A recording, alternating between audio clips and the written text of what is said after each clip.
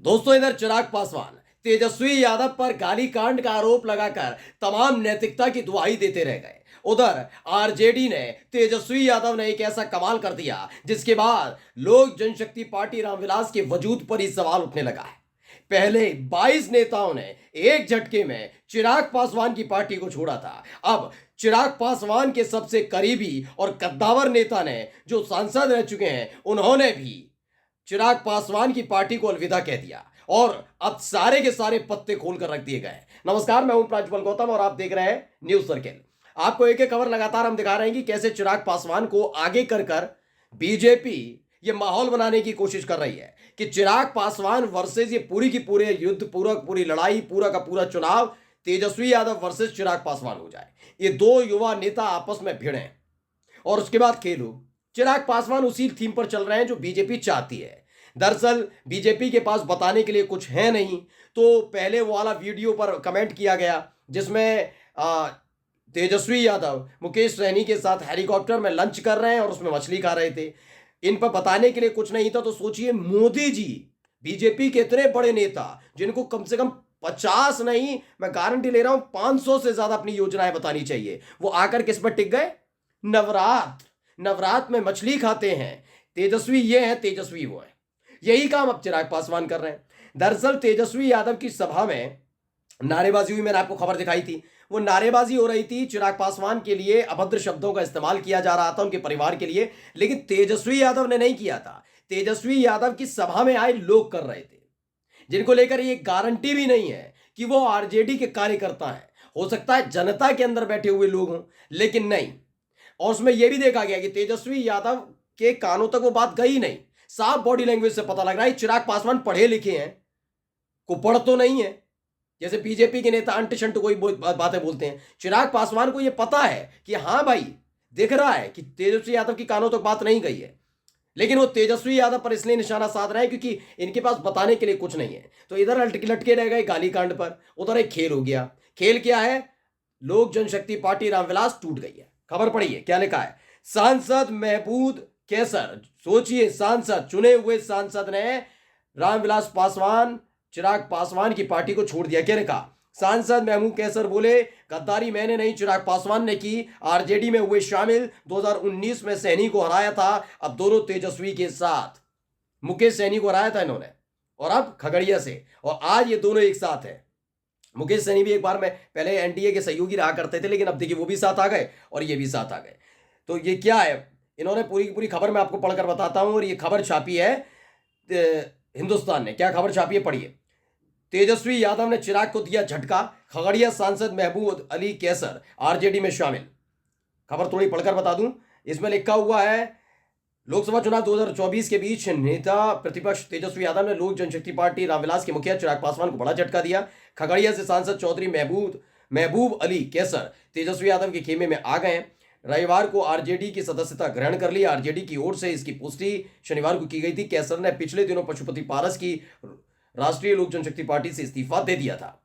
पशुपति पारस की है ना। इसके बाद उनके चिराग पासवान के गुट वाली लोक जनशक्ति पार्टी रामविलास में जाने की अटकलें लगाई जा रही थी, मगर वो अब पाला बदलकर महागठबंधन में चले गए। खगड़िया सीट से चिराग की पार्टी ने राजेश वर्मा को टिकट दिया है। उनका मुकाबला सीपीएम के संजय कुमार से होगा। यानी अगर आप ये सोच रहे हैं कि नहीं भाई ये आरजेडी में आए तो उन्हें टिकट मिलेगी, नहीं, ऐसी कोई डील नहीं हुई, क्योंकि खगड़िया जहां से वो चुनाव लड़ते हैं, महबूब अली कैसर, वहां से महागठबंधन वाले जो खेल है वो सीपीएम के खाते में है। यानी चिराग पासवान की हरकतों को बर्दाश्त नहीं कर पा रहे उनकी अपनी ही पार्टी के नेता, जो उनके पिता के साथ काम करते रहे। उनका, इन लोगों का साफ साफ ये मानना था शुरुआत से कि आप एनडीए में हैं, ठीक है, लेकिन ये वक्त की मांग थी, ये बिहार की जनता की मांग थी कि आपको तेजस्वी यादव के साथ आना था। चलिए वो भी मत करिए, लेकिन आप बीजेपी की लाइन लेंथ पर कैसे चलने लग गए? इतना मजबूर कैसे हो गए चिराग पासवान? आप एक समझदारी, मैं खुलकर कह रहा हूं, आज मैं अपने वीडियो में इस बात को साझा करूंगा और मैं प्रमाण भी दिखा सकता हूं। चिराग पासवान की राजनीति जो है ना, मैं पर्सनली उनको भी ठीक पसंद करता इसलिए भी हूं क्योंकि कभी वो तुच्छ बातों पे, चीजों पर नहीं खेला। कई वीडियोस उनकी सामने भी आई, जब रामविलास पासवान का निधन हुआ था, वो वीडियो बनवा रहे थे, बाकायदा डॉक्यूमेंट्री चल रही थी, डायलॉग बाजी हो रही, तमाम चीजें मैंने देखी, लेकिन उन्होंने ओछी हरकतें कभी नहीं की। लेकिन अब देखिए बीजेपी का असर है क्या, कि वो जानते हैं कि इस गाली कांड से तेजस्वी यादव का कुछ लेना देना नहीं है, लेकिन उसके बावजूद भी वो उन्हीं की लाइन लेंथ के साथ चल रहे हैं। ऐसे में उनकी अपनी ही पार्टी के अंदर बगावत इसलिए भी हो रही है क्योंकि तेजस्वी यादव का जो ऑरा बन गया है बिहार के अंदर, वो अलग स्तर का बना हुआ है। तेजस्वी यादव का जलवा देखने को मिल रहा है। मैं चाहूं तो कांग्रेस पार्टी के लिए कह सकता हूं, नहीं है, नहीं है इनका।